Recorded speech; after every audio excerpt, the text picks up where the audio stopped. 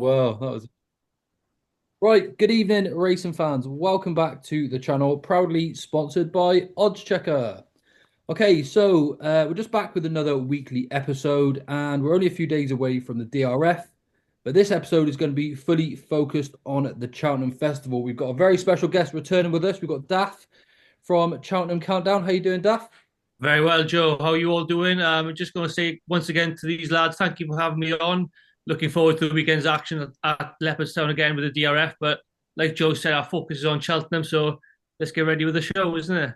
Yeah, no worries, Daff. It's really good to have you on. We really enjoyed it last time, actually. Really good conversations and stuff. It was great to have you on board. And what we're going to be doing in this episode is going through a lucky 15 per person. I pretty much labeled mine last week, but I will give you my selections again in a little bit more detail. And at the end, I've actually got six talking points for the lads as well, just regarding some of the performance that we've seen since our last episode.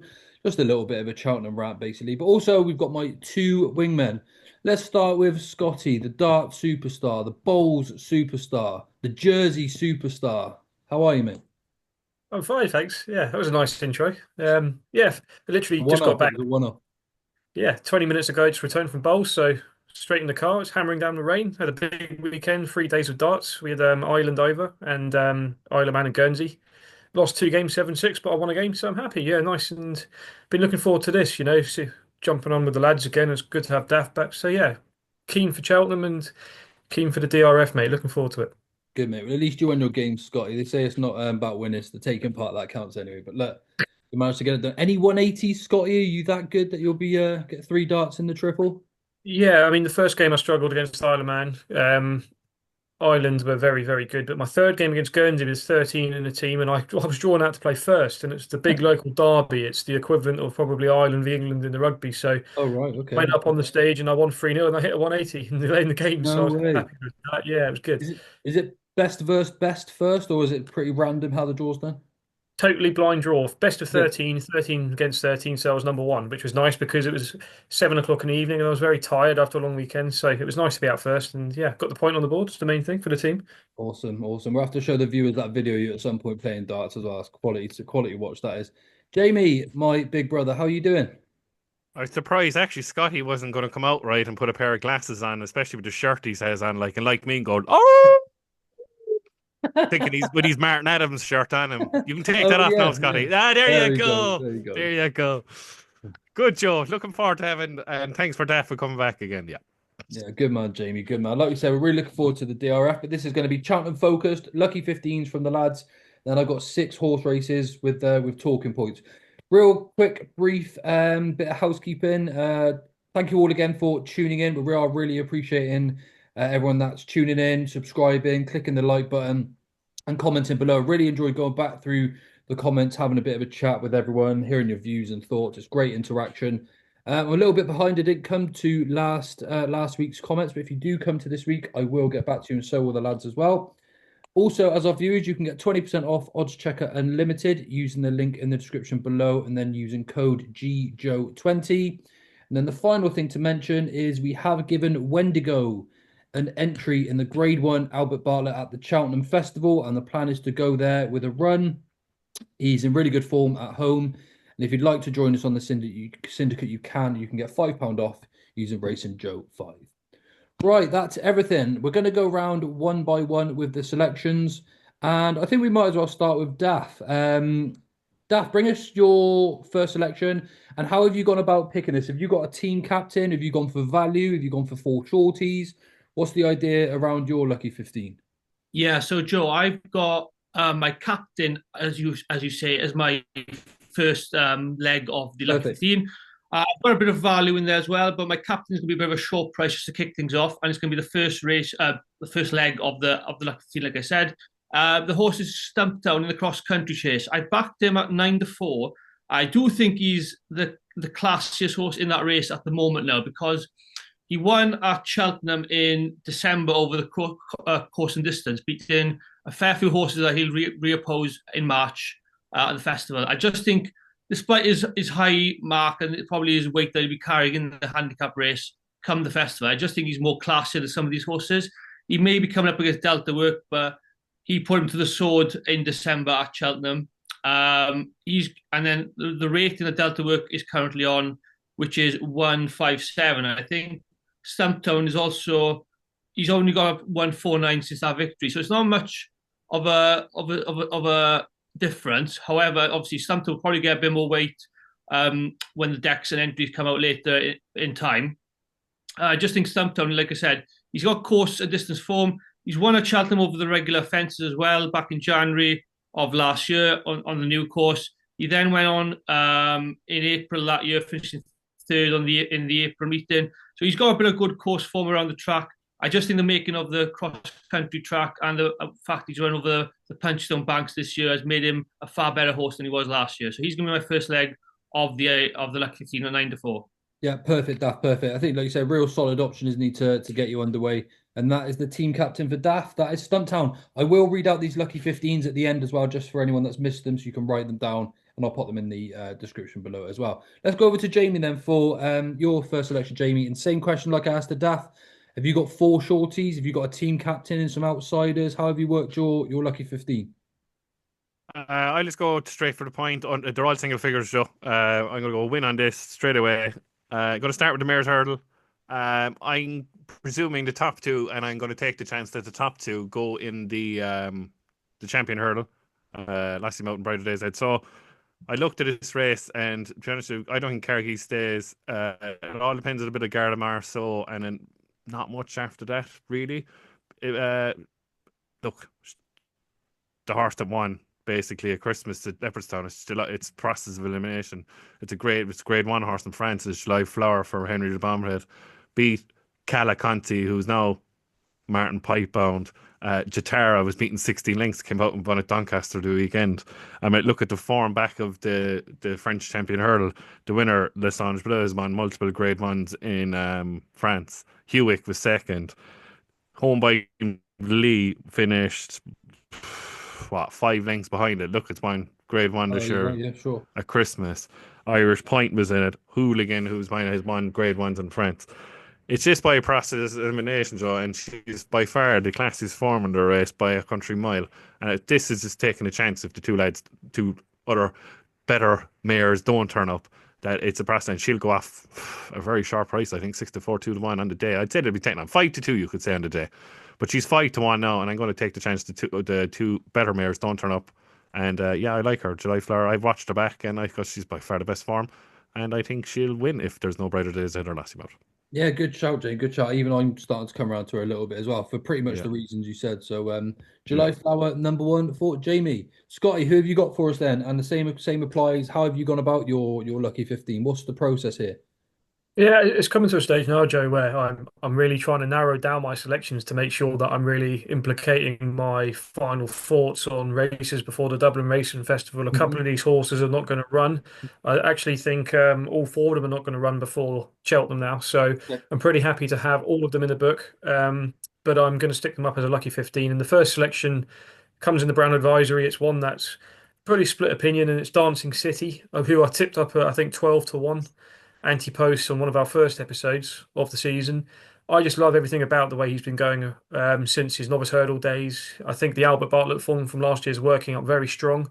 We obviously lost the Jukebox Man today, which is a shame for Ben Pauling, but he was a third behind him at Cheltenham in the Bartlett. Obviously won the grade 1 at the DRF last year.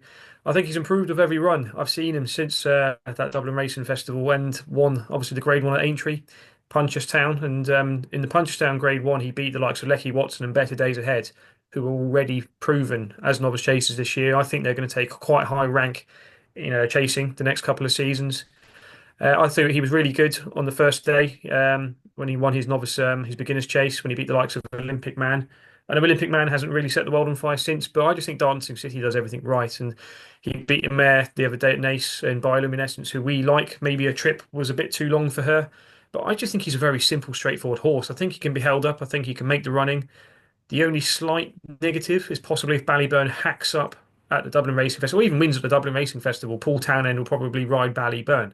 But I don't mind if someone like Danny Mullins takes the ride at the festival. I do think he'll probably get the ride ahead of Patrick. So, yeah, I'm just convinced Dancing City. I'd rather be on him than Ballyburn. Dancing City's proven at the trip, and albeit Ballyburn's bred to be a staying 3-miler, a chaser over those trips, I'd rather be with Dancing City. And I just think he's 130 now. I'm on him at 12 to 1. I'm very happy. And albeit you shouldn't be happy that horses have dropped out, losing the jukebox man is a big Sure, plus. sure. And I do think the biggest danger could potentially come from the Scilly Isles this weekend, the likes of Impere Pass and Django Bay.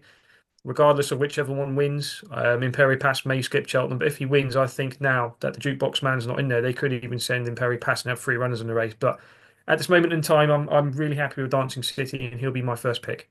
Yeah, and fair play, Scott. Like I said, you're in a good position with him. Certainly Ante-Post at the prices as well. Yeah, just a quick word. Big shame for Ben Paulin and Harry Redknapp for losing the jukebox man today. I mean, you don't wish it on any horse, but just in a comparison, when you look at the amount of horses that Mullins has, Gordon Elliott has, and all these other sort of trainers, Ben Paulin has a couple of stars, the jukebox man being the main one, and he's out for the season. It must just be devastating for them. And obviously last year they got chinned on the line. Heartbreak stuff for the team, but let's hope everything goes well for them going forward. Right, my first selection is going to be in the Brown Advisory as well. Mine is going to be an each way lucky 15 straight through. And this is a horse that you guys know I love, but getting a lot of stick for this one. But I think this is a really good horse, especially when it gets to Cheltenham. It's better days ahead at 16 to 1 for Gordon Elliott. He wasn't very flashy as a bumper horse. And then he started to improve with a bit of racing over hurdles, seemingly showing his better form when he started to go up and trip, and then excelled when he got to Cheltenham. I really think he was a horse that relished that sort of trip. Since he's gone chasing, I know we got beat by Croke Park last time at Leopardstown, but I think when they get to Cheltenham, that form would be well reversed, no problem at all. So I think he's the one that's going to enjoy coming up that hill the best. He's actually got a little bit of speed as well to go with that stamina, and he's a very, very good jumper too. I know Croke Park has obviously beat him. I think if you gave him another 2, 3 strides the last day, he would have got ahead of him. But I think at Cheltenham, the likes of Croke Park, Dancing City, for me, they're just going to get a little bit caught out coming up the hill. And I personally think Better Days Ahead is the one to side with. I actually think this is a Gold Cup horse in the making. And I think at 16 to 1, he's really good value. He's certainly going to go off about half that price. Not sure if he's running at the DRF or not this weekend. I have tried to find out, but with no answer. But either way, I think he's going to be a horse that's going to relish it when he gets to 3 miles at Cheltenham. I think he's potentially a Gold Cup horse in waiting. Daff, selection number 2, please. Number 2, and this second leg of my leg 15 is going to be sort of a bit of a risk in terms of the fact of this price, of the horse's price. Although, again, it's a risk with the price. It's a risk with actually the race as well. Not sure if this horse is actually going to be going to this particular race yet. I'm confident that the horse will. It's going to be in the Pertemps final, and it's the horse has won this Pertemps qualifier. Now, I'm very keen on a horse that goes to the Pertemps final that's actually won this qualifier. I'm one that's actually very happy with the horse has won this qualifier, therefore he's got his ticket booked in March. Although he's got the Pertemps final in mind, he could easily go to the Stayers Hurdle, and this is Franciscan Rock from Forest. God, Daff. Very sweet for this one. I've actually put him up in my Ante-Post here as well. I know Scotty's happy with that selection, thank God. I put him up at 33 to 1 in this lucky 15. I think obviously he won his Pertemps qualifying Punchstone in November, and that was a very good performance, beating some horses in that race. Then he followed up a few weeks later in Clonmel, and that was a good performance, beating Sandor Clegane in that, and 3-card Bragg in that race, 2 good yardsticks for those stables. And then his latest run, I think it was last week in the Gormoy Hurdle in Goran, was a very solid third that day. I watched that race in quite depth. He made a lot of the running, made quite a lot of the running in that race, and he stayed on very well. Just got outstayed by Rocky's Diamond towards the end of the race, and Rocky's Diamond is a very good up and coming improver. I just think with Franciscan Rock, he's 50 to 1 for the Stayers. I don't think they're going to go down that route, if I'm honest, because his mark is 147 at the moment. He probably will go up a couple of pounds depending on what the UK handicapper gives him come the Pertemps if he goes to that race. I'm confident he will. He's not good enough to win the Stayers Hurdle, in my opinion, but he is very, very good enough to win a Pertemps final. And he's obviously run at Cheltenham once last season in the Coral Cup, finishing behind Langadan. Again, I watched that race back during the week, and he came from a wide position in the track. He took the wide route around Cheltenham, and he did get into the lead coming down to the second last. Just got done for toe up the hill. I think going up to 3 miles would very much suit him, really. And I can't believe he's 33 to 1. I can't believe many people haven't been on this horse yet. I'm certainly on him. I have backed him 33 to 1 and in this lucky 15. And I'm very sweet. I think Mouse Moss is a very shrewd operator. And Very even good. with he could even have a claimer on board, which would help him as well. So he ticks all the right boxes. And like I said, at 33 to 1, I couldn't pass him by really. So Stumptown is the classier horse in my first leg, and Franciscan Rocks could be like my swinger in the second leg of my lucky 15. Yep, love it, Daft. Love it. Did he handle Cheltenham all right last year? I can't remember where he was. Yeah, Yeah, he was on, fifth in the Coral Cup, wasn't he? Yeah. he was in the Coral Cup. Yeah, he finished being Langadan, Shambali Kid. Lucky Place was fourth as well. So just got done for toe up the hill, like I said. But as I mentioned, he was taking the wide route around the whole course, Sure, sure. around the whole circuit. And I just thought that had he been a bit more towards the end of the rails, he might have stood a chance. But he did stay Yeah. on very well. I think going up to 3 miles would very much suit him better. Perfect. A swinger there for Daft. And like you said, Scotty's really happy as well because, like you, he is also there with Franciscan Rock. So almost 2 votes there just to back up Daft's case as well. Jamie, selection number 2, please. You can have them all you bloody want. My selection number 2 is the team captain, the one I put up in the handicap video. There's no way in God's green earth he'll get any within 10. Well, I won't go that far. But no, it's the Wall Park, 100%. Form convincingly franked the weekend by Gal Road, who we beat at the October meeting of the Pretense qualifier.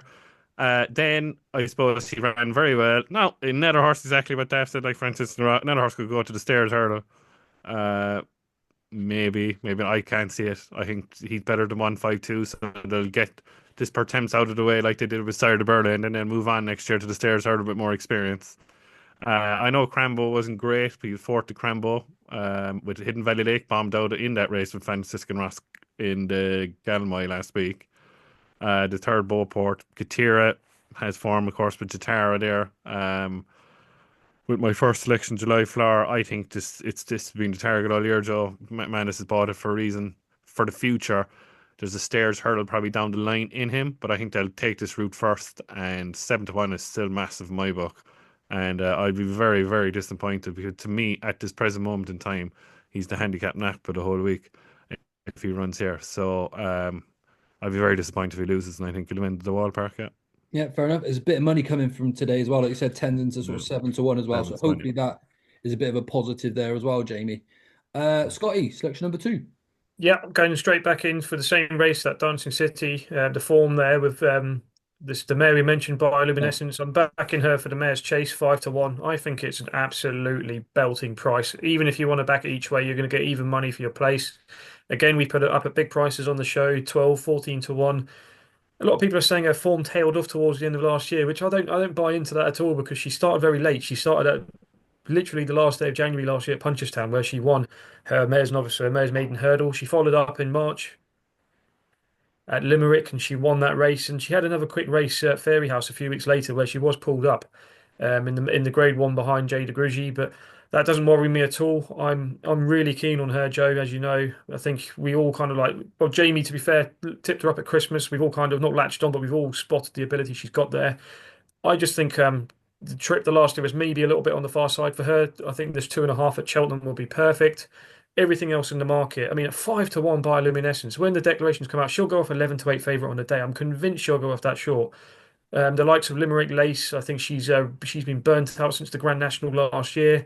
Dino Blue doesn't stay 2.5 miles. Allegory de Vassy, you can never catch her on a day other than she's like a 2 out of 10 horse. She just doesn't seem to turn up consistently. And then you're looking at the likes of Impervious, who we haven't seen for a long time. Only by night isn't proven over 2.5 miles. She's won over 2 miles. That's the other Cromwell horse. I think the biggest danger could be from the Mullen Judd, and it could be fun. I think she was very impressive on her Chase debut. I think she's 14 to 1. I think it's between the two of them, but I think Bioluminescence is a league above, and I think she's one of the bankers of the meeting at 5 to 1. I think she's a cracking bet, and I'm really, really keen on her, as a few of us are on the panel. Short and sweet, mentioned her a few times, but I think 5 to 1 is an absolute lock and load. Yeah, okay. Bioluminescence for Scotty. The next 3 in mine are actually mares as well, and I might as well get Bioluminescence out of the way too. She was actually my first Ante-Post selection from my Oddschecker column this year at 12 to 1. I just echo everything that you're saying there, Scott. The only thing I'd add is a lot of people are saying about her form tailing off last year. She was really young and raw at the time. She's a walk in the park mare, which they definitely take a little bit of time to develop and fill their frame. She's a massive unit. She looked bigger than Dancing City when they ran at the weekend, and I think she's certainly coming to her own now. The fact that she was able to give Dancing City a pound and just finish that far, so close up behind him, I think was a really big performance. Exactly like you said as well, Scotty. Limerick Lee, she's left her running in the Grand National in the Betfair Chase. Dino Blue hasn't seen out her races that well this year. I wouldn't say she's necessarily a non-stayer myself, but I am concerned that she's not in the same form as she has been or she was last year. And then that would obviously bring in a few doubts as to how she's going to fare at Cheltenham. Again, I echo everything else that you said about the other mare. So look, she's just a really, really nice sort. Like me and Jamie have been saying, she's this year's Mare's Chase horse. A lot of them run well one season and sort of leave a bit of their running behind. So I'm like you, Scotty. I think she's a good thing by Luminescence, and I'm more than happy to have her as my second selection. So as long as one of us wins the Browns, selection number 2 could make it 2 out of 2 for us. Daff, who have you got for number 3? I'm going into the Albert Bartlett Novices Hurdle for this one, Joe. And it's a horse that's running this weekend at Leopardstown. It is actually the Willie Mullins first string, you may think, at the DRF. It's going to be Final Demand, who I am going to put number 8 to 1. I think he'll win on Saturday, which will then mean his price for contract for the Albert Bartlett. He won his first maiden hurdle at Limerick over Christmas. Beat Tim, I think it was Timmy Tuesday or Will and Will the Wise. That they both of those two horses have both come out and won subsequently. Beat Final Demand beat them both 15 lengths and 15 and a half lengths respectively. Like I said, they both come out and won their next race as well. I think Paul Townend will ride Final Demand on Saturday. That's obviously going to be linked with the first choice stable's first choice string. I think he'll go and win, like I said, Leopardstown, which will then mean his price will probably go down to about 3 to 1, maybe 7 to 2. Potentially a bit shorter than that even for the Albert Bartlett. If I look at the Albert Bartlett market at the moment, you've got the Yellow Clay, who is the current Ante-Post market leader. I don't think connections have been up and down whether you're going to send him here or to the Turners. If he goes to the Turners, then Final Demand's price will go even shorter, I think. So I think it's a selection that you're waiting for the weekend as well. Do you know what I mean? In terms of if he wins or not. And if he does win, you're in a good position then in the Lucky 15 for the third leg. So, like I said, just to reiterate, my third selection is going to be Final Demand in the Albert Bartlett Novices Hurdle. Perfect, Daft. Perfect. Yeah, he could be anything, couldn't he, at this stage, Final Demand, especially what he did the first day. Jamie, selection number 3, please. So far, you put up July Flower and at the Wall Park for the Perteps. I'm going to kill the 2V because I'd buy Loon messes down, but I'm going to switch that to not make it obvious. I've made a last minute switcheroo. What substitution? Yeah, last minute substitution. Yeah, I was toying with a bit of a 6.5 by Loon Essence. Now is the hour and all that, but no, I'll go back to my original because I just looked at it there and I go, it's probably process of elimination. Look at the Ryanair, and it's going to go back to my old favorite. I said he's still 8 to 1, like Protectorate, but like Fact to File. Still think he'll run the Gold Cup, even though Joe disagrees with me. Spallan's Tower, I don't think he'll come over. Ile France looks like now it's going to the champion chase. El Fabiodo, you don't know what the story is. Gaelic Warrior, champion chase. Banbridge Gold Cup. Energamine, champion chase. Grain Dawning is gone. So, technically at the moment, if you look at the race, Protectorate is the 8 to 1 favourite, and the second favourite is Jungle Boogie at 20 to 1. Do you know what I mean? But I'm not putting up Jungle Boogie. But I did have a bet on Jungle Boogie today, what Darrow O'Keefe said on Twitter. So yeah, I did, 20 to 1. So I was happy with that for all time's sake. But no, it's Protectorate, Joe. Quick brief. Technically, I think he's probably officially still the best horse in the race when we get rid of all of them. He's up in the 165 sevens. I thought he was muster the last day at Windsor. It just proves to me that it's a typical Skelton, Dan Skelton. He's called Langer Dan for a reason. Langer Dan Skelton. Softly, prime him for the best day. I'd say they didn't want to win by that far at Windsor, and I'm being honest with you there. Lovely soft run in the Paddy Par.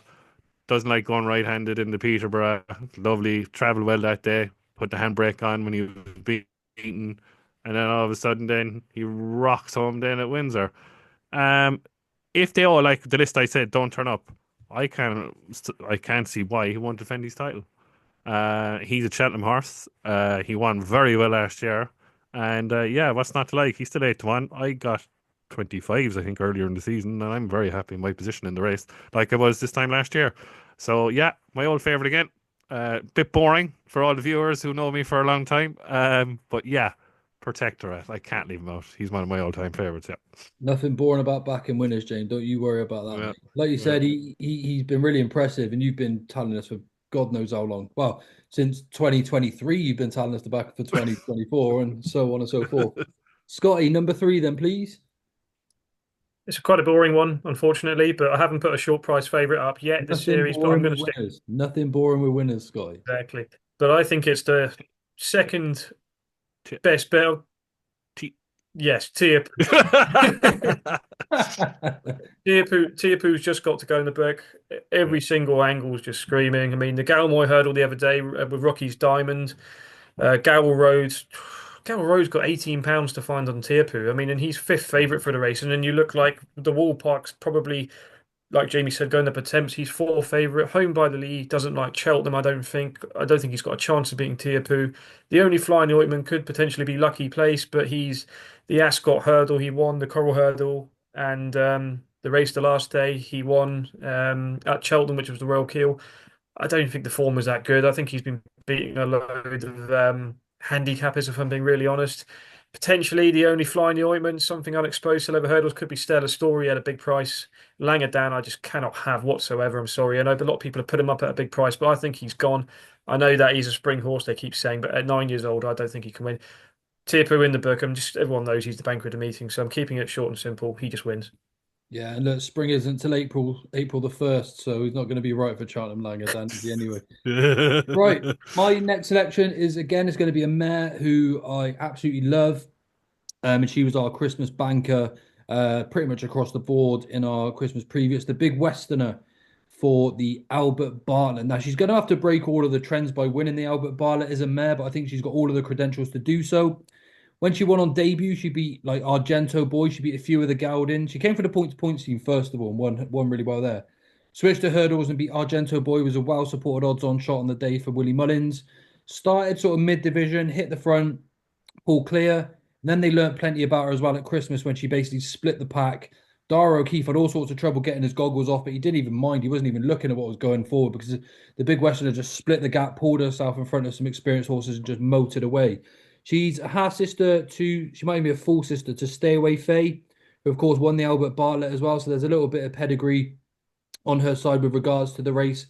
And I just think she could be an exceptionally talented mare. She's going to be brilliant when she goes chasing. In fact, she's definitely going to be a half sister to Stay Away Faye because she's obviously by Westerner. But I think this is an absolute monster. I couldn't believe the price that we got for her over Christmas.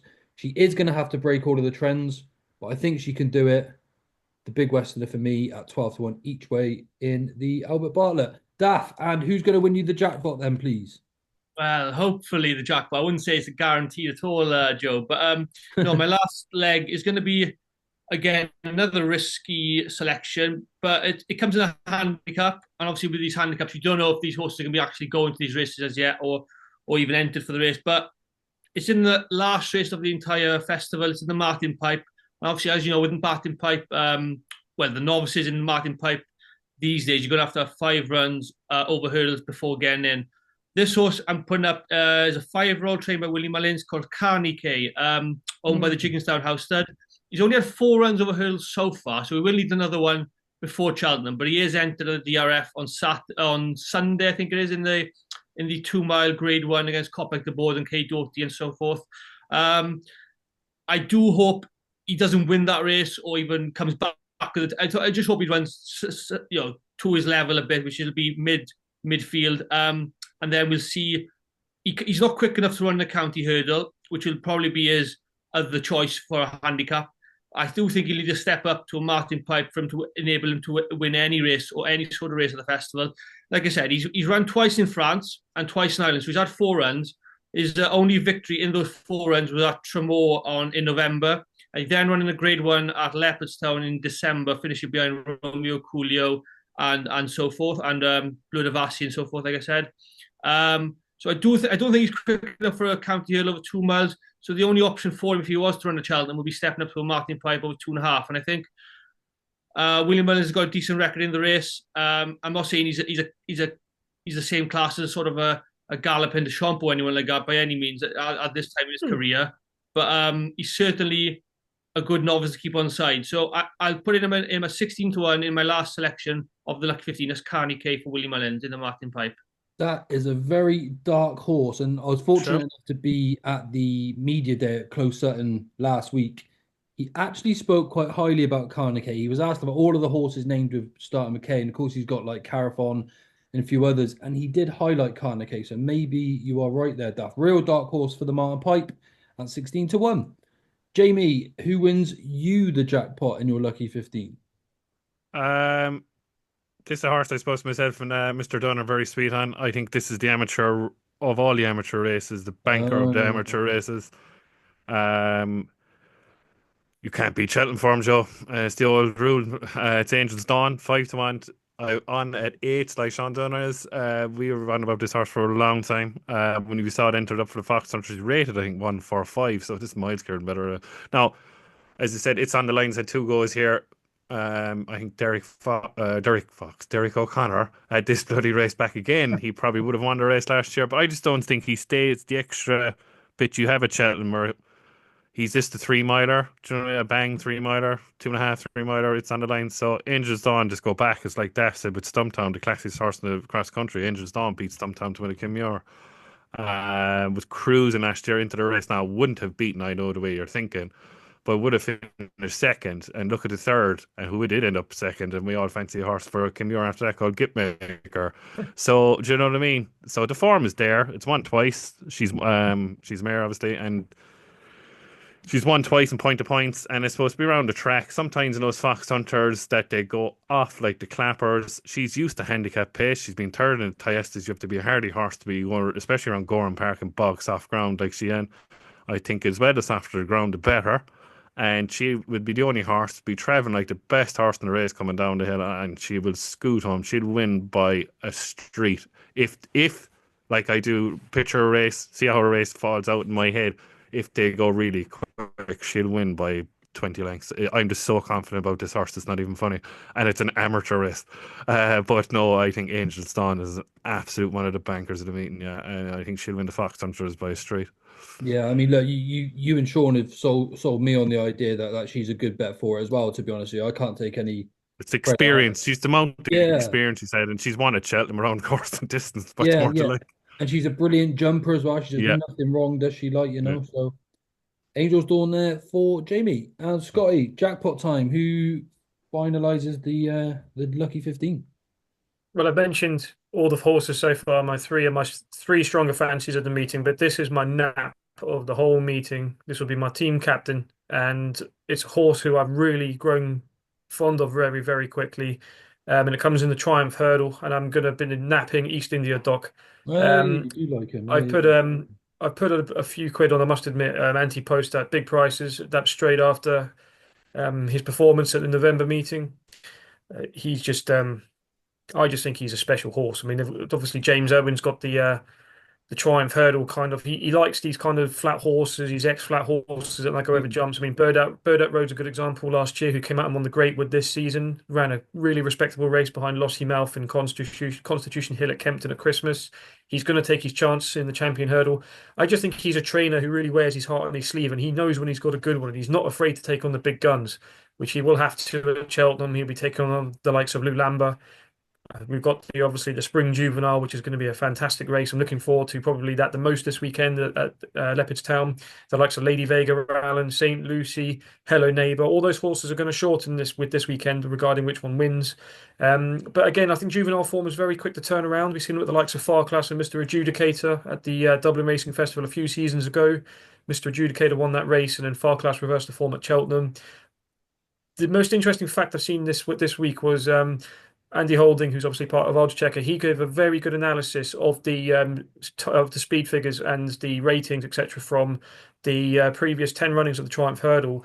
And if the race was ran that East India Dock won at Cheltenham on Trials Day last weekend, he would have been good enough to have won the last 10 Triumph Hurdles. And that includes beating the likes of Lossy Mouth, the likes of Majborough, the likes of Quilixios, Defi de Soy. who was favourite for a champion chase at one point. So I just think it's something you cannot ignore. And if I just think it's logical sense, Lulamba could be a monster. We know that he could be a very special, freakish horse. He could be another Sergino. He could be a Henderson Wonder horse like he's produced the last few seasons. But if you're having, I think, a bet, if you're on at 12 to 1 East India Dock like I am, you're very happy. And even now at 11 to 4, I'd rather be playing that. And I'm actually going to do something I haven't done for a long time, and that's I'm going to go back in and I'm going to top up on East India Dock for the Triumph Hurdle. I'm that confident he's the biggest certainty of the meeting for me. I think he just wins, and I think it's just an absolute good thing. And anyone that's backed Lulamba, good luck to you if you want at the prices. But for me, if you want to go in at 7 to 4, I think you're playing with fire personally. Good, Scott. I love that. I absolutely love that. And I noticed also as well with East India Dock, right? I know it was a year in between the two runs, but very similar ground. He was 4 seconds quicker than Sergino did it in last year as well. So another bit There's of also, I think, like I said, the interesting thing with it as well, of East India Dock, he's not like Burdett Road where he has to be ridden from the front. He can be tucked in. A lot yeah. of horses are very free and they sulk. Like Blood Destiny, I thought was a very easy front runner a couple of seasons ago, and he sulked when he didn't get his own way. The race that Lossiemouth won. East Sure. India Dock could be held up, and he could be a very patient ride. Harry Cobden's a master around Cheltenham, one of the best riders we have in the UK. I just think he'll take his time, and depending on what pace is in the race, I don't think it matters how he's ridden. I think he's a good bet, and you can tell I'm excited by him. Yeah, I haven't seen you make a case like that strong about a horse ever, if anything, Scotty. So the fact you're going to go in again, I think tells the story. So East India Dock, leg four, although it'll be leg three, I suppose, at the time. But the fourth selection for Scotty's Lucky 15. And my final selection is going to be another mare. I've got three mares in my Lucky 15. That may or may not be a good thing. And this is another one that I have put up previously. Big fan of hers, and it's St. Lucie in the Triumph Hurdle. Again, she's just a lovely mare. She is by Great Pretender, who of course is the same sire as Lossiemouth. So Connections have won this race with a very similar type previously. Now, I did ask Willie the question, who's better, St. Lucia or Lady Vega Hélène? Of course, he gave me no answer, but I was just really taken by what she did previously. I think she's a really strong traveller. She showed a nice turn of foot as well. She jumped really well the whole way around, bar possibly the last hurdle when she was then headed, but then she was given one little clip and she was away again. So she's 10 to 1 currently. Whether she wins the Spring Juvenile this weekend or whether she finishes second in the Spring Juvenile this weekend, she's going to be halved in price once we have seen that race. And I think she's a really good bet at 10 to 1. So I'm going to recap the Lucky 15s for everyone at home now. If you want to get a pen ready, I say I'll put it in the comment section below, but I always forget. I do apologise. Daff starts with his team captain, which is Stumptown at 9 to 4. He's then gone for Franciscan Rock in the per temps at 33 to 1.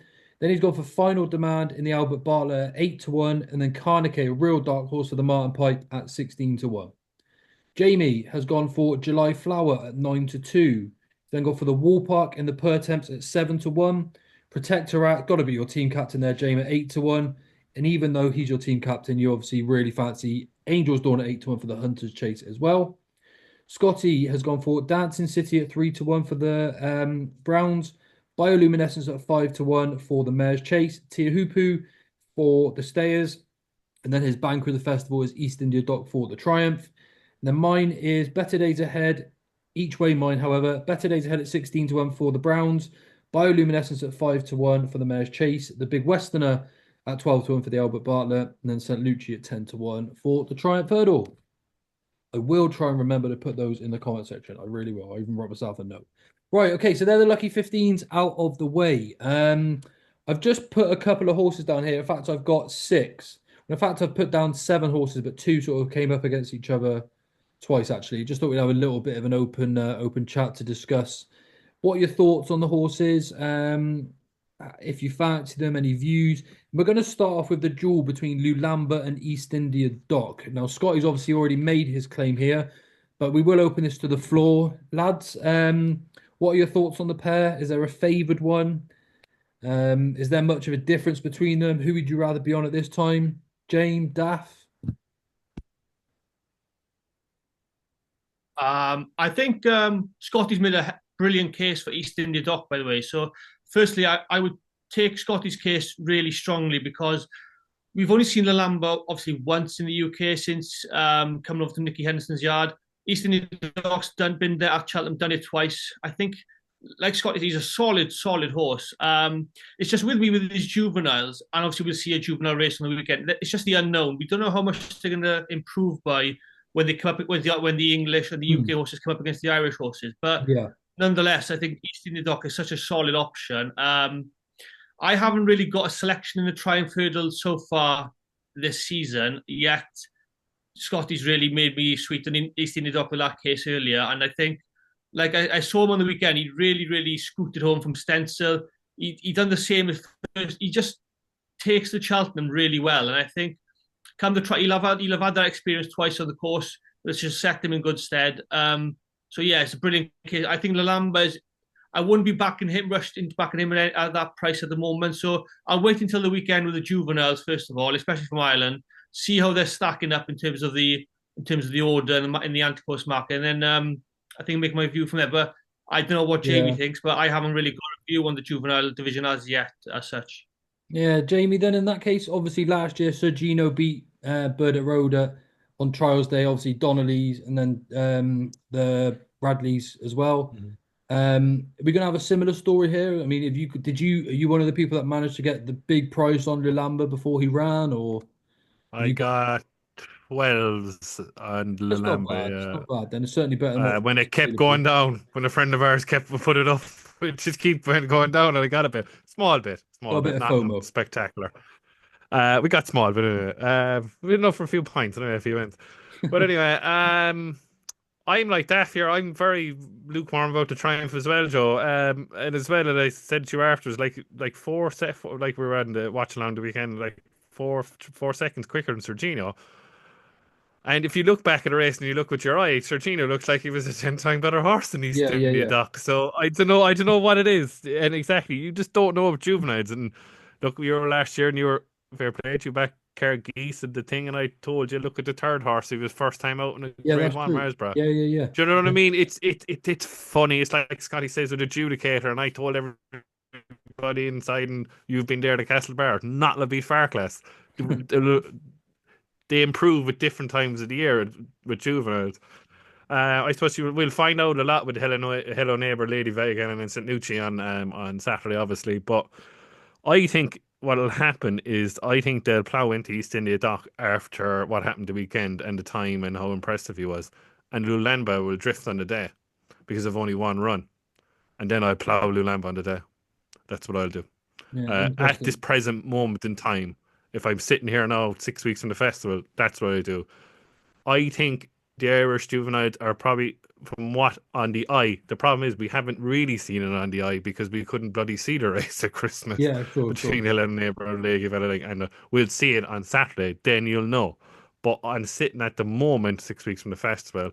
I'll wait till the day now to have a bet in it because I don't know if the juveniles in Ireland are that good this year. That's been honest with you Yeah, compared to the two English ones. Now you have to remember a very dark horse in the race is definitely the Moor horse because the Moor horse did everything wrong in the race. I watched it back actually today, lying in bed working all weekend, and all of a sudden I said to myself, "Come on, I'm going to watch this again because I know we're definitely going to go through this race."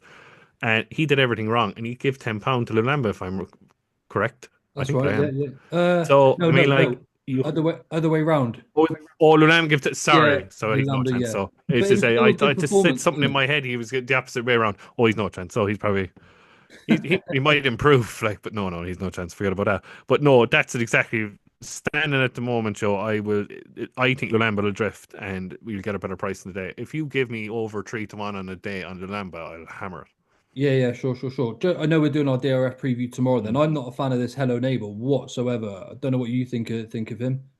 I'm all over Are you? Okay, okay, okay. him. I suppose we'll find out we'll be in the stands again anyway. Won't we, watching it? Got Pushing each other. anything to add? I know you just mentioned obviously how much you like East India Dock, but what do you think of Lulamba at the same time? Yeah, I thought it was a good run. I was very ill in bed that weekend, and I woke up to watch one race. Funny enough, and it was that race. I was impressed. Yeah, of course, to give way to the Moor horse there. I'd have to see him again. I don't know if we will Okay. see him again. I don't know if he's going to run in the Adonis at Kempton. Not sure if he's going to turn up there. But for me, I think he's not a lay, he's not a play. I'm just happy in my position, and I can't really say any more, Joe. It's one of those I don't really have a lot more to add, if I'm being honest on him. I think he's got a lot of potential. He's very good visually the first day, but a lot of horses do that. If he was trained by Paul Nichols, if he was trained by anyone else, maybe the hype wouldn't be as strong. Maybe it's just the colours. I don't know. That's just the way I'm Yeah. feeling. People do just fall into this trap. Oh, this is Sir Gino Mark II. You got to take colours out of it. Okay, I know they can Mm. sort of signify that a horse is going to be decent, but he's nothing like Sir Gino whatsoever, actually, is he? I mean, okay, Mm. he's a juvenile, but he's got no other attributes that Sir Gino showed. They're completely different horses. But yeah, just one to mention, we're going to see him this weekend. A horse called Carasso Blue, right? He is owned by Rob Court and he is with Gordon Elliott. We don't obviously know. Again, we're doing our DRA preview tomorrow.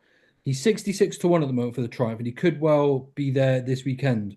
He's by Master Marvel, who I like. They've got speed and stamina. And he's out of a dam called Speedy Blue Girl, who is by a side called Anabar Blue, who won the German Derby. This is a really, really well-bred horse. The plan was to get him out a bit earlier in the season, but the ground went wrong. We got perfect sort of racing conditions this weekend. So just keep an eye out there for Carasso Blue, see how he gets on this weekend, but maybe I'll mention him a little bit more tomorrow. Right, Daff, we're going to come back to you. Potter's Charm. I put up a post at the weekend and said, he's having his fifth run here. He's going to have his sixth at Cheltenham. Then he's going to have his seventh at Aintree. The Twisters the week before came out and said, he's that good at home. He's that fresh. We've got to get him out and run him. Because if you leave a horse when they're fresh at home and ready to go, and you just leave them there in the field without doing any work, they can almost fall lame and sort of lose a bit of their spark. After the race, obviously, he got beat this weekend. Santwist and Davis came out and said, no, he was 80%. We just saw an easy race. We wanted to come and win the pot. I'm not really buying that. What do you think about the performance? Bubbles burst, credentials exposed. How do you feel? I was absolutely fuming with the entry, first of all, Joe. If I'm honest, I listened to a podcast this morning, and I totally agree with what the boys were saying on that podcast. I thought the connections were greedy in going for the prize Yeah, money in that particular 100%. race. They didn't need to go for the grade two on the weekend. They won it. Obviously, it would have been a 3 month break from the Formby at Aintree to March, but he won the Formby very well. He'd won at Cheltenham in November as well, over the course and distance. He looked. We don't know what happens in the yard. Of course, we don't know how fresh the horse was or how unfresh he was if he needed the run or so. I just thought they were very greedy, and it's backfired massively on the Yes. connections now. I think his bubble has burst.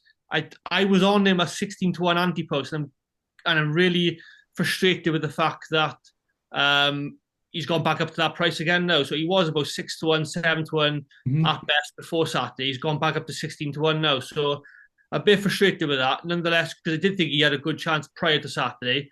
I don't think he'll be beating the New Lion on whoever wins from the DRF on Saturday come Cheltenham. I think his bubble has burst. I don't even think he'll beat 6 Mile Bridge again if he runs at the Turners. So I do think unless some miracle happens, he doesn't stand a chance of winning at the Cheltenham Festival, I'm afraid, Joe. And Yeah. very, Yeah. very frustrating to see his entry and the fact that connections put him in when I didn't think they needed to. Obviously, I'm not in charge of the horse. It's their decision. They're right. They have their rights to do so. I just think they were a bit greedy in going for the prize money. Sure, sure, sure. Yeah, I mean, look, I completely share that argument. I wasn't his biggest fan for the Turners, but that is completely aside of the argument. He's ran in September, October, November, December, and now January.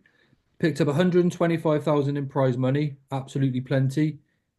And now I think they've gone there fully exposed. Now, I actually put this post up before the race happened. I said, anyone concerned that he's having his fifth run here? And people say, oh, we always shy away from horses not running enough. And I'm like, yeah, but we do that when they ran once a season and then they go to Cheltenham. He'd already ran 4 times at this point in time, you know? So, yeah, look, I'm well of the opinion that it's fully backfired now. And to get him geared up again for Cheltenham off the back of that, they're going to have to really wind him down and gear him back up. But suddenly he looks a little bit exposed, doesn't he, Jamie? What do you think? And, of this argument, really? I mean, like Daff said, it's fine for connections to run. It's their choice, isn't it? Yeah, But, yeah.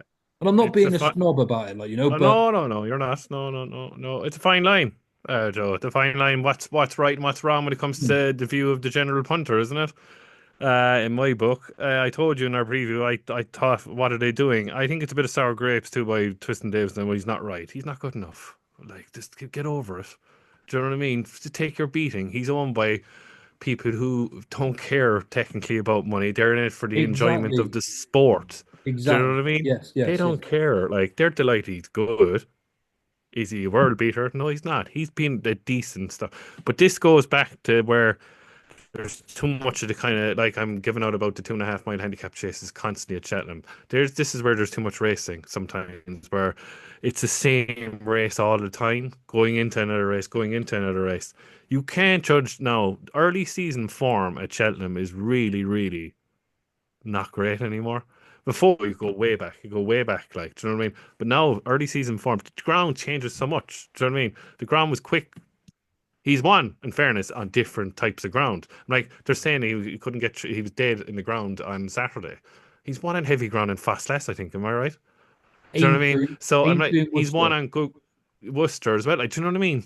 Like, I'm very, very skeptical of a horse, of any horse. It doesn't matter who you are, who runs around Worcester. Like, Worcester's a summer track for horses that do want a good day out and have a good drink. That's Mm, me.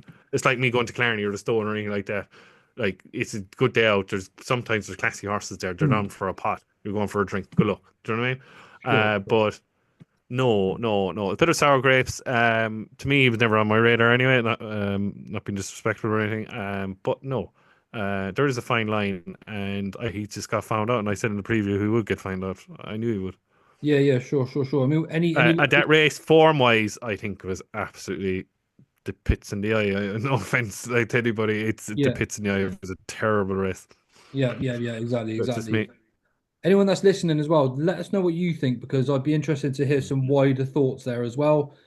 Scotty, similar thoughts to the lads are here, or are we I just said it being? earlier in the season. I ate my words a bit when I didn't fancy him for a race. I think it was November. I just said the form's been garbage all season. They're beating the likes of Gail Marler and Val Grand.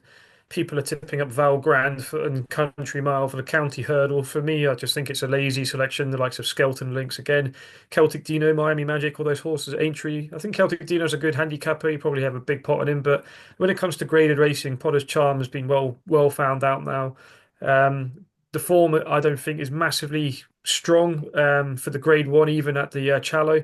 He was just ahead of the likes of Bill Joyce and Quebecois, who were first and second. Oh, sorry, Bill Joyce won the Grade Two at Sandown, and Quebecois was behind him in that race. All the form ties in with the Challow with the new Lion.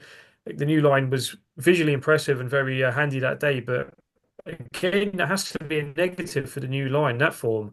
I thought the horse to take out of the whole of that kind of mention there was your horse, Wendigo. I said the Albert Bartlett would be a lovely race for him.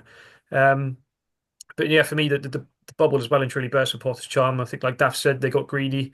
They should have just kept him fresh for the festival. But again, I said it earlier in the season, they had Regent Stroll for the Challow, who flopped. They Mm. thought he was the number one for the Grade One that race there. They managed to nick a bit of prize money earlier in the season with him.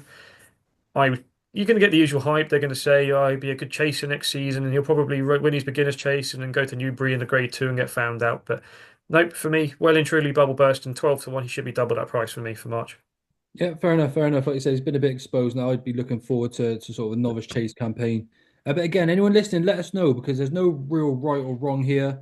Um, I just think the fact that we'd already seen him 4 times and then he's now been beat, suddenly he is very much on the back foot, especially if we're going to see him another 2 times this year. Look, fair play. They ran him. They decided to. It's their choice. But just give us a bit of an opinion below. Right, lads. Maureen. Now, she took a little bit of time to get to the track. Of course, we had a few words here and there through some people we know that she was ready to rock and roll. Um, she's clearly got a good engine. Hard to weigh up because the form isn't necessarily top notch, but she did what she was meant to do and she pulled away quite nicely at the end, I suppose. Although the horse that finished second did sort of close the gap. With regards to her and six and a half, Scotty, how did you think that performance was? Obviously, she lacks a little bit of experience in comparison to the Cromwell mare as well. Any views on Maureen and with regards to her credentials for Cheltenham now? I think it's I think it's a very split opinion across the board. I think you were Mm, either really impressed with her or you weren't sold. I don't think there was any kind of hiding place with your thoughts on her, but I think that's what we have to remember is Maureen hasn't been seen for a long time, and it was only her second start under Sure. rules. And the horse you mentioned there that finished second, I think's run at least 10, 11 times over Fair enough. rules, under rules before. So that's got to be a positive.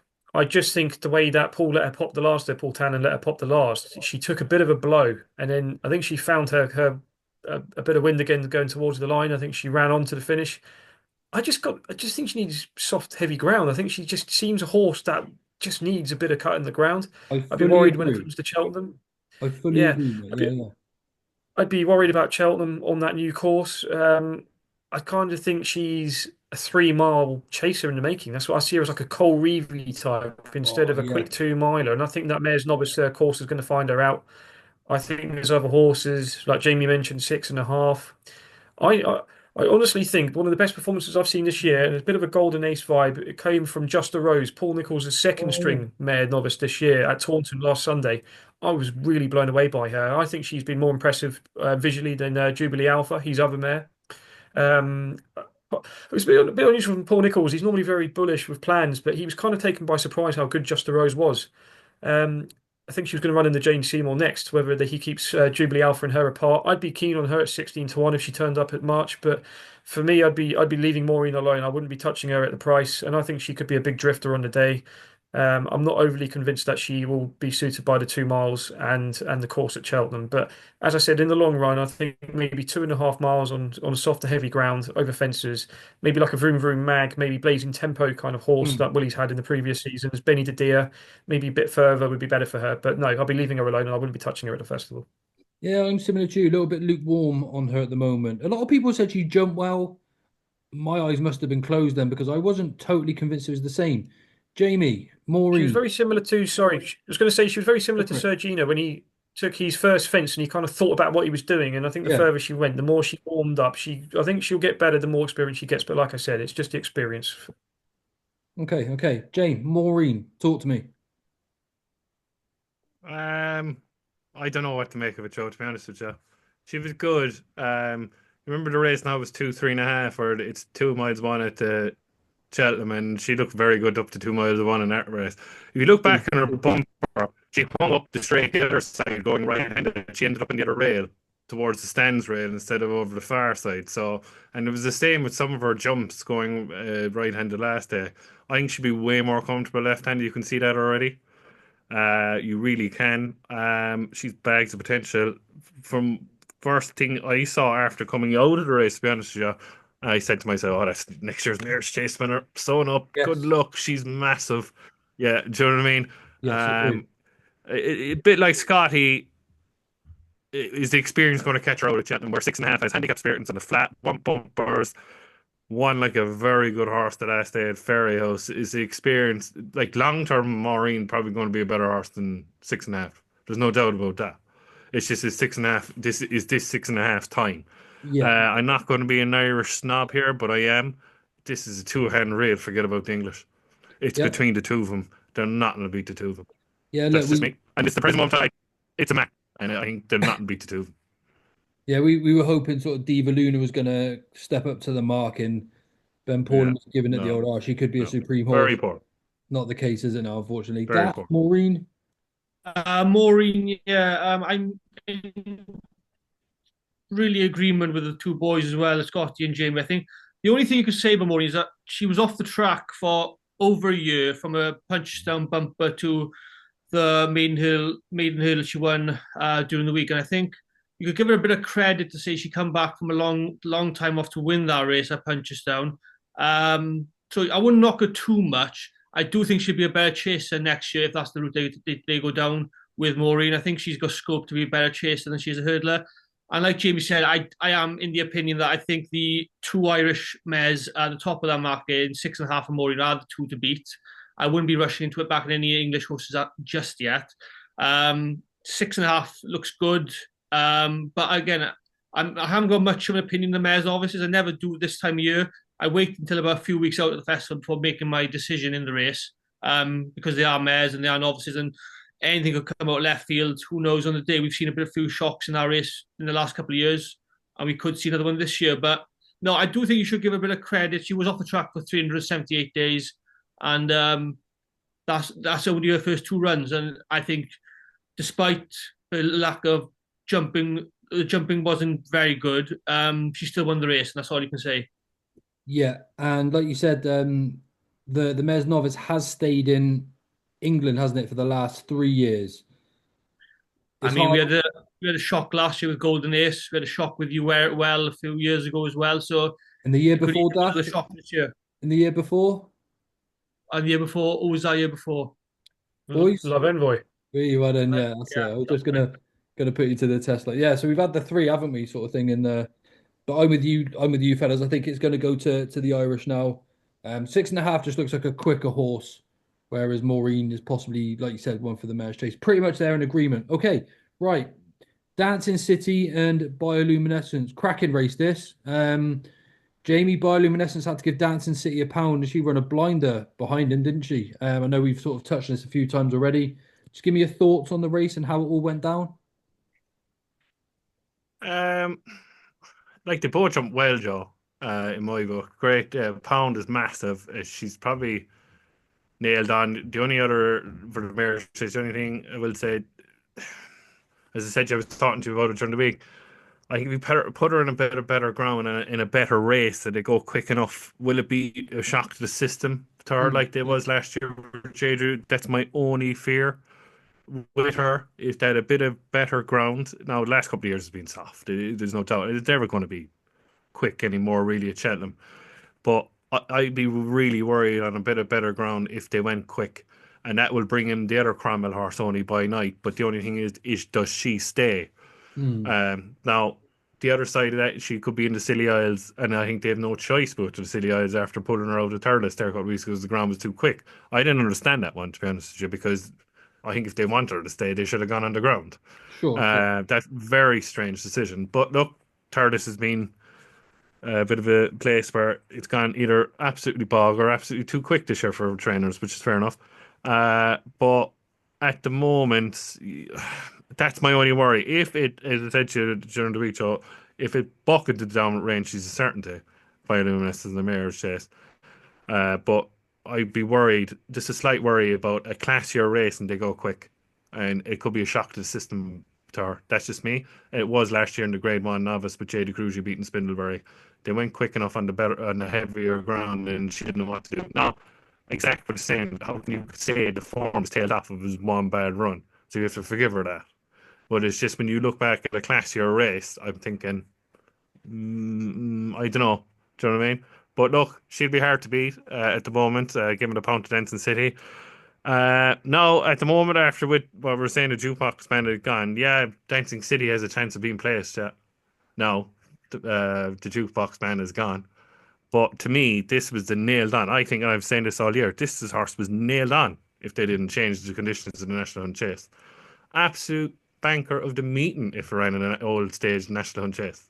He is an absolute boat. He doesn't have the pace to win a Browns. Look at the way the Browns was run last year. No, every race is different, right? And you're going on about a fact if I'm not staying. That they went so slow last year in the Browns, the quickest bumper horse won the race, and that's what it's getting like the Browns all the time. Look at the way Long Press went so slow, and this beat him for speed at the end. Dancing City does not have that. Look the way it runs. I mean, I crawled up the neck straight. I know it was soft ground, but I'm like, I was looking and I said, "Is he finished yet?" Do you know what I mean? That's just me. No way in the world that horse will win the Browns. I don't look fair play to you with the 12 to 1 and you're sticking to your guns, but no way. This horse is not a classier horse in Ballyburn. Come on. Come Yeah, on. No, like look, in all fairness. You can crib the form all you want. Crib the form. He's second. Ballyburn was given £7 to A, an African winner incoming, B, a future Queen Mother horse, and C, a future King George winner in my book. So calm down with the defendants, lads, about Ballyburn because he's still a class horse. End yeah, of I mean, story. And the other horse that I like for the race is actually trained by Mickey Henderson, it's Django Bay, obviously, and he's running against Imperi passing only by night. So the one race, actually, I'm really looking at whatever the fine tooth comb really is away from the Dublin Racing Festival on Saturday if they all turn up in the Scilly Isles because I think it's a cracking race. yeah, no, I But agree, I agree. but the two of them, a little bit worried about bioluminescence and in a quicker paced race, Joe, on better ground. And Dancing City, I'm sorry. No chance. Hey, you ain't got to apologise to me about that. Play Slay. I was going to say play Slay, but now the jukebox man is gone, so he might have a chance of placing. I mean, look, I'm with you, James. It's not me who likes Dancing City, it's Scotty. Scotty, fight back for us here, buddy. Jamie's well entitled to say that, but I think he's very biased towards Ballyburn. I've said it for a while. He does love Ballyburn, Jamie. I think Ballyburn's form is not as great as it was looking. I think Before you start, so there with the bias, the Ballyburn. If you ran the race on Sunday, Scotty, see about this is getting rid of bias now straight away, right? If you ran this race over 2.5 miles, which is on Sunday, he ran in the race in Naas to avoid, obviously, because there's too many horses in the stable of Willie Mullins, then that's a fact, right? So would you say to me he would beat Ballyburn over 2.5 miles, 2 miles 5 up a hill? Dancing City would have the speed to beat Ballyburn over Leopardstown. Answer the question. at 2 mile 5. Yeah. Well, that's irrelevant to what we're talking about. It doesn't matter with the irrelevance. It's about these are horses that are going to the classier races at the main festivals. Why hasn't he gone to the main festival to back up his opinion to take on Ballyburn? Well, why would he? And he's won over 2.6 last year at the Dublin Race Festival. I don't think he needs to. That's the whole point you're missing. Ballyburn is going for that race, and Impere Pass is going to Sandown, and Dancing City's gone elsewhere because who'd win the race? That's my question.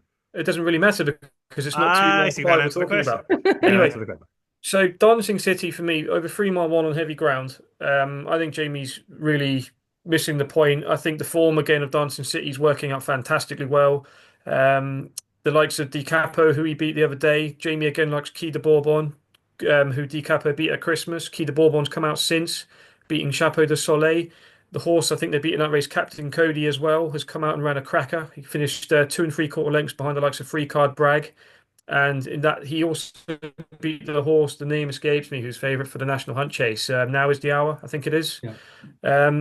So all the forms tying in very well. Do you know what, Jamie? I'm going to be honest. I do love Ballyburn as a horse. I was his biggest fan last year. And if he won the Brown Advisory, I'd say fair enough. You were right all along. But just for me, I just think over this 3 mile 1 at Cheltenham, I don't think Dancing City lacks speed.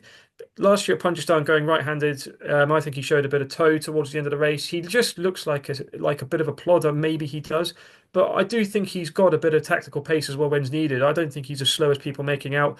I just think it's a bit of a lazy kind of throw-out clause saying he would have walked the National Hunt Chase. And Gaillard de Minil finished 3rd in a Brown Advisory, and he was a 4 miler. He was a 4 miler, and he wasn't beaten that far in the race that Long Press won. Dancing City for me is a level above Gaillard de Minil. I think he's going to be very difficult to beat in the Browns. I could be wrong. He could be a place lay. He could finish out the back of the telly, or he could win. He is one of those, but I'm on his side. And by Luminescence again, I've spoken about her. I just think the form's really rock solid with Dancing City. I know you said Ballyburn was giving weight to Sir Gino, but I don't care if he was giving him £7. He may as well have given him £20. It wouldn't have made a difference. Sir Gino just absolutely destroyed him. He put his jumping under pressure. Ballyburn will win at the DRF, but for me, I'm hoping he does win, and I hope he shortens because it will give me a better price than Dancing City. When it comes down to a staying race at Cheltenham over 3 mile 1 on the old course, I think Dancing City gets the better of Ballyburn. Surprised you didn't throw a match bet at each other there if they both line up for the Browns. Daff, I love a bit of healthy conflict. Yeah, that's what it's all about, lads. We've got to debate these things. That's why we do the podcast. It's fun to share the opinions, and we can have a little bit of a gloat after. It's all part of the fun and the good nature of the sport. What we love. Daff, put them both to rights. Probably get Croke Park going win it now. Yeah. I actually love that debate between you two boys. I was really engrossed in that debate. I agree with Scotty, but I also agree with Jamie. Dancing City divides a bit of opinion. I think he's a solid shout for the Brown Advisory. It's just I don't know who, if Paul Townend had a decision to ride Ballyburn, Dancing City, or even, I don't think he'd ride Imperial Pass if he was in the Brown Advisory, because the connections with Isaac Swade and somebody who would go with JJ7. Paul Townend would probably decide to ride Ballyburn if they all run in the Brown Advisory. So who would ride Dancing City? Would it be Danny Mullins, you think, Jamie? Or who would ride Danny Mullins? Like you look at it back, he was turning the Albert Bartlett still behind the jukebox man and tell a story. He was only beating 7 lengths, and Danny Mullins was on it.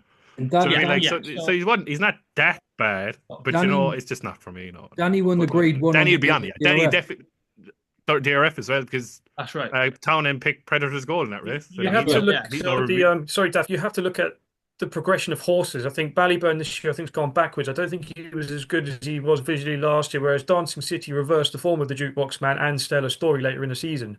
Gosh. I just think that's another thing for me. I'm pointing towards selecting him.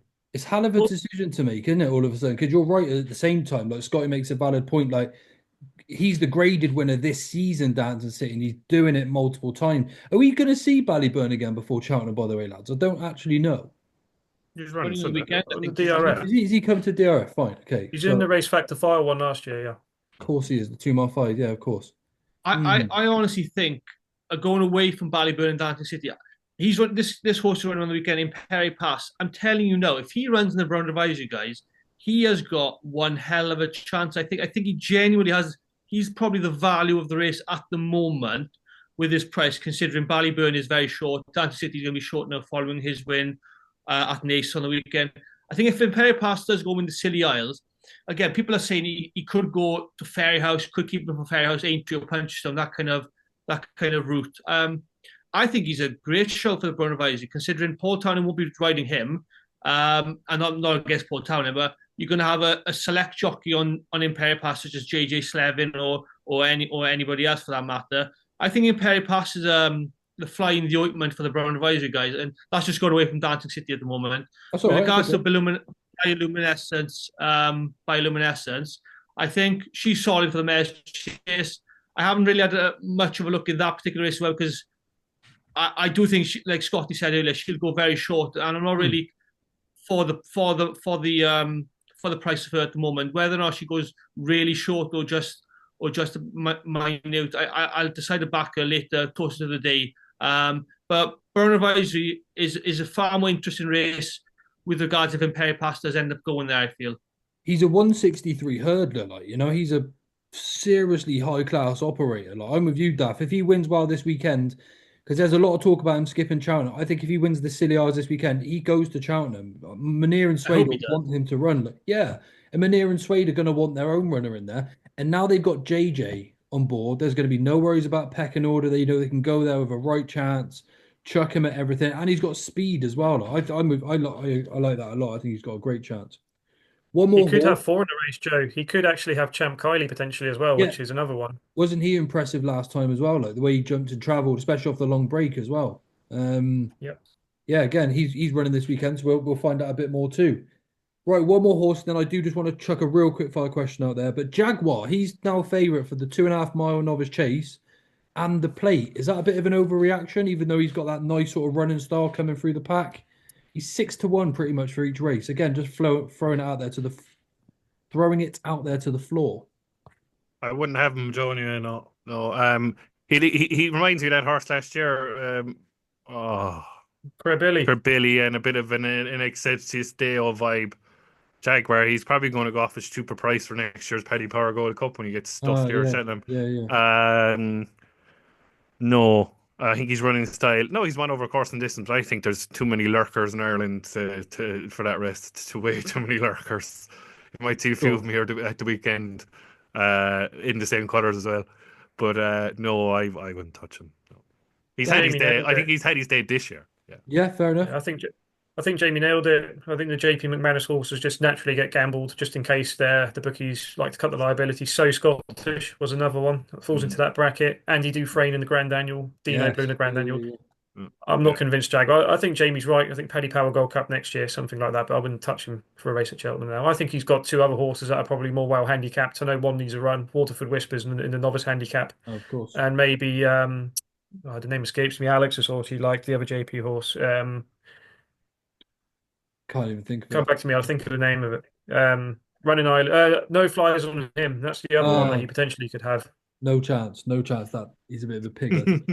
Jaguar's gone up £7, hasn't he, since his win on in Cheltenham? Up to 149, yeah. That's 139, isn't it? So I just think gonna catch him out though, isn't it? Sooner or later, Daff, right? Yeah, it will. Yeah, probably. I don't think he's that bad of an option. He's probably a bit too short for the Jack Richards novice chase. But it's still still some things to be done in that particular race, and he's going to go there. I genuinely feel he'll go. They won't go to the plate or anything like that. I think he'll go to the Jack Richards Novice Chase.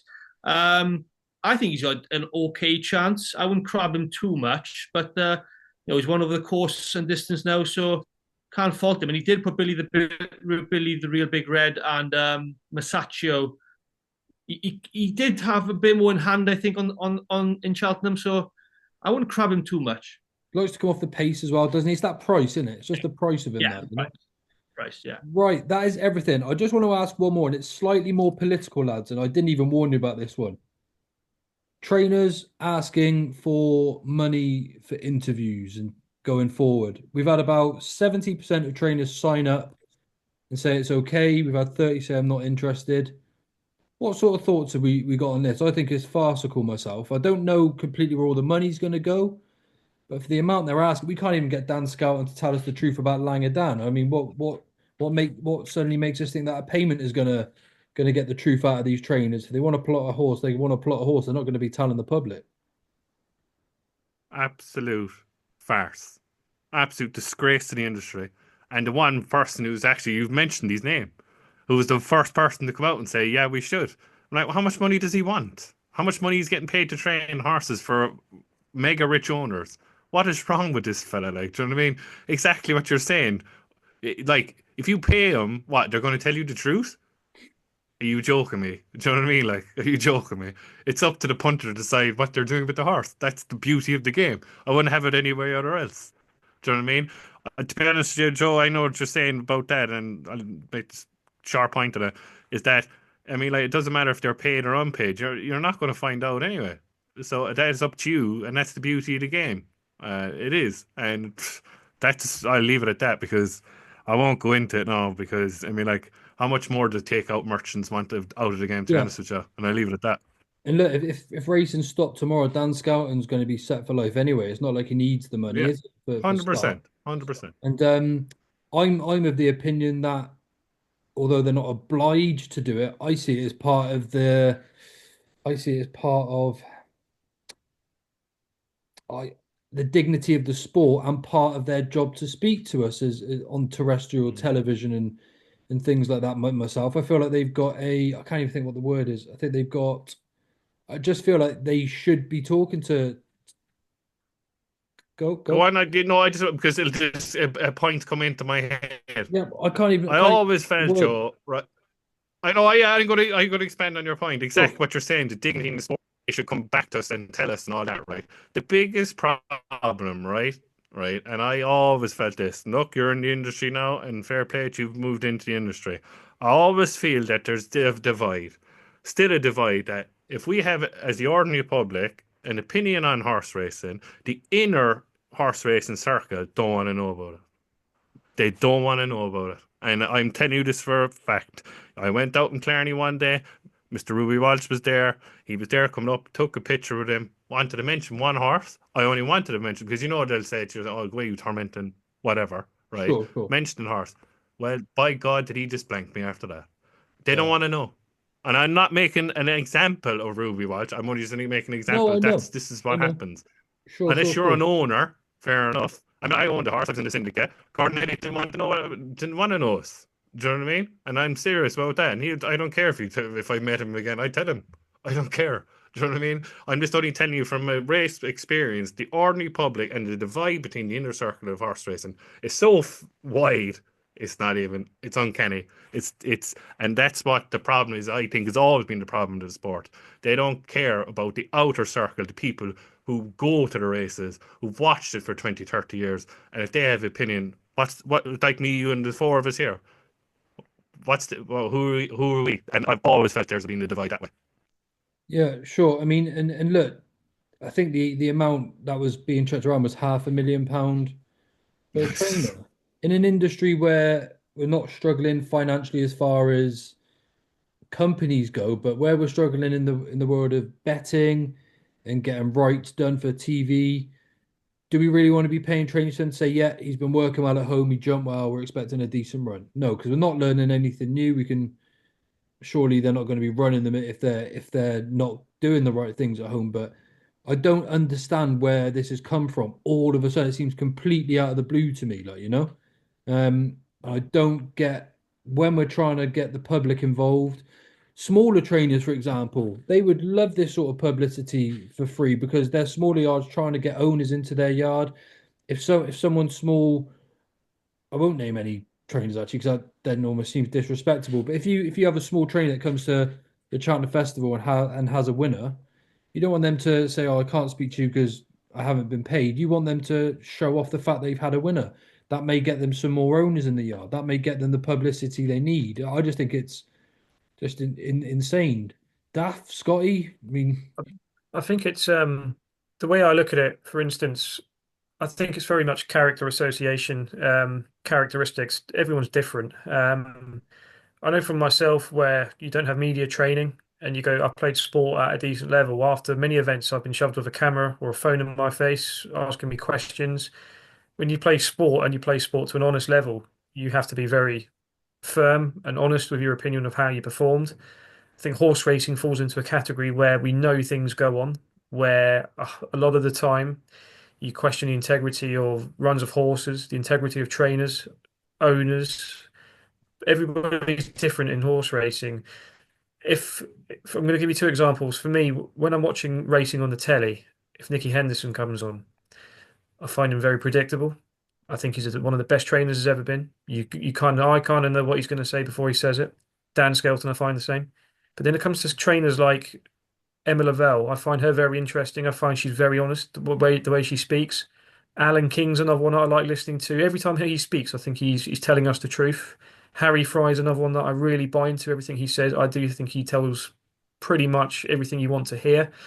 Paul Nicholls, I think, is a very honest man as well. I think yeah, when he knows that he's what he said the other day, for instance, about Caldwell Potter, not many people would have come out and made the very honest assessment like he yeah, said. I think it's very different to subjects of accepting money for interviews. I don't have any comment on that. Um, but one thing I will say, like Jamie said, racing is about the public. Without the public, without the betting, without bookmakers taking bets, there would be no horse racing. Today, there is a thing where the racing posts are now charging subscriptions where you can have to finally look at the entries for horses. That for me is a very worrying sign for the future of racing. The everyday punter that wants to have a bet on a Saturday can't get access as easy as they used to now to things like entries.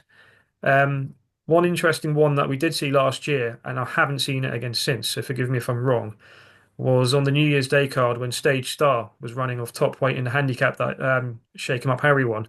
They got really in close, the ITV cameras, when Paul Nicholls was talking to Harry Cobden, and you could hear oh, about the yeah, race tactics. yeah, yeah. I remember. He told them what he was going to do, and they put the cameras right in their face. And he said, if he struggles on the ground, don't give him a hard time. And what happened? He got pulled up. He didn't go in the ground. This is where the likes of ITV, RTE in Ireland, Racing TV, if they just grew a set of bollocks and put the cameras in there and said, this is what we're going to do. We don't want your money. We don't care. Like Chapman does, someone like Chapman who's willing to go in and put the cameras in there and you hear everything they say. Mm, mm. It may take a while to get used to it, but I think that's something that racing is really lacking. And the more we get of that, I think you'll get viewing up. I think you'll get more bets.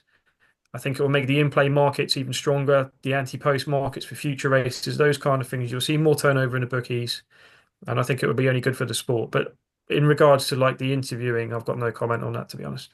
Yeah, no, you make valid points there, Scotty. And as well, isn't it interesting how the person we struggle to get the truth out of the most, for example, Dan Skelton, is the one that was calling for this idea, and the fact that's all that to me sort of suggests he's like, I'm sick of having to lie to the press about this and that and saying we're trying here and we're not, doesn't quite add up to me.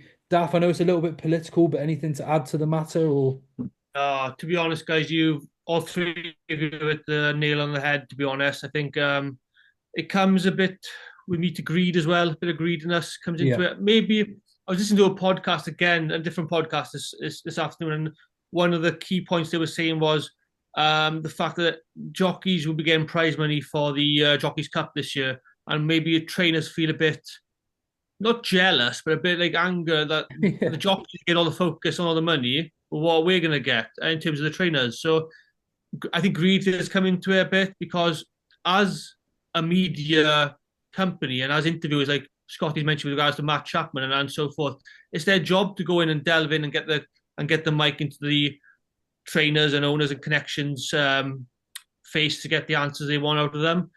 So I think it's like Jamie said as well earlier, it's a bit of a farce. It doesn't need to be done as well this time of year. Less of that, the better. And it's too much politics to deal with at the moment. I don't think racing quite needs it. So it's a bit of a farce, really. It needs to stop. Yeah, no, I think that's a great place to leave it. Like you said, that racing doesn't need it at the moment. And hopefully at the end of this year, whilst the flat season starts to go on, we can make the necessary changes and get things ironed out in a more professional manner. If somebody, one more quick point, if somebody, I'm not going to mention any names because I've got no respect for a lot of the ones I'm thinking of, the ones that run around with phones on race courses and are happy to post their bets and their stakes, whether it's their own money or not, I couldn't care less. It just would take someone to go along and do that with a camera and really be constructive but firm and do that. I reckon that's the kind of thing that would go far, and that's the kind of thing that would, like I said, bring more people in. We need someone like that, someone like who doesn't work for a big. I think we've got to be very careful because a lot of them are on the gravy train. A lot of them are very careful. They say what they really wanted to say, and what we're all thinking they'd be out of a job, but it's not what horse racing is about from the media point of view. But if someone went along with a camera and did it, I think they'd get a lot of respect from the racing crowd. Yeah, the only person I know that does it really well is Johnny Ward. I'm sure a couple of you guys will agree. As soon as he gets Charles Burns on it, God, the questions he asks are just brilliant, you know. But He's a very diplomatic interviewer. He's very, yeah, very good. I think he's one of the best, Johnny Ward. agree. He's a very good man to listen to, very knowledgeable. And breaking news, we've got Johnny Ward coming on sometime next month anyway. So little breaking news there for you as well. Right, I think we'll leave it there then, fellas. Thank you to everyone that's tuning in. As I said, really do appreciate it. Check the offers below. You can become a syndicate holder of Wendigo. You can join Oddschecker. Loads of good stuff available. Thank you to everyone that's commenting. Please do leave your views below. We've discussed a fair few topics today. Didn't have the time last week to come back to you, but I certainly will this week. We're just a little bit busy with the preparation of the DRF. On that note, we've got our DRF preview coming out tomorrow, which will be Wednesday evening for anyone that's listening to this tonight. And of course, a big thanks to Daff. Daff, I know everyone has probably seen you now from the last episode, but just let everyone know where they can find you again. Thanks, Joe. Once again, three boys. Thanks for having me on. At the underscore Cheltenham's where you can find me on Twitter, guys, and on YouTube. If you want to subscribe to my channel, feel free to do so. It's at Cheltenham Countdown. Once again, it's just a privilege to be on with you three guys. Wonderful to be on part of the podcast I really do watch and enjoy every week. So thanks, boys. That's great. Nice one, Daff. Much appreciated. And like Daff said, please do go and check out his content. Rolls it out regularly, very consistent, and that is what the viewers want. Jamie, Scotty, thanks as usual, boys. See you tomorrow night. Thank you, Joe. Thank you, Daff, as well. Thanks, Daff, again. Lovely to see you. Thank you. Thanks, everyone, for tuning in, and we'll see you all real soon.